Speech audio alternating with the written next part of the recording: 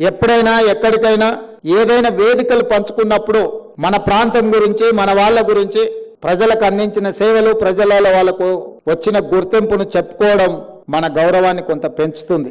అందుకే ఈనాడు మొదటి తరంలో సురవరం ప్రతాప్ రెడ్డి, బూరుగుల రామకృష్ణారావు గారు ఆ జిల్లాకు వన్నె తెస్తే, రెండో తరంలో జయపాల్ రెడ్డి గారు, సురవరం సుధాకర్ రెడ్డి గారు మా జిల్లాకు వన్నె తెచ్చిండ్రు. వాళ్ళు ఎప్పుడు ప్రజలలో గౌరవాన్ని పొందుతారు.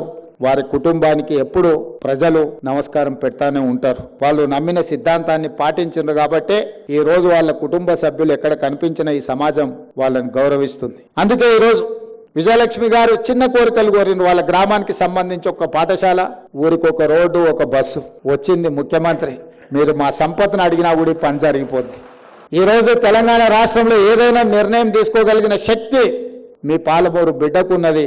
ఈ వేదిక మీద నుంచి వారి గౌరవం అలంపూర్ శాసనసభ నియోజకవర్గానికే కాదు, రాష్ట్ర స్థాయిలో వారి గుర్తింపు ఉండే విధంగా, వారి నమ్మిన సిద్ధాంతం ప్రజలకు అర్థమయ్యే విధంగా, హైదరాబాద్ స్థాయిలో కూడా వారిని ఎప్పుడు గుర్తించుకునే విధంగా ఒక మంచి నిర్ణయం మంత్రివర్గంలో తీసుకుంటాం. మంత్రివర్గ సహచరులతో మాట్లాడి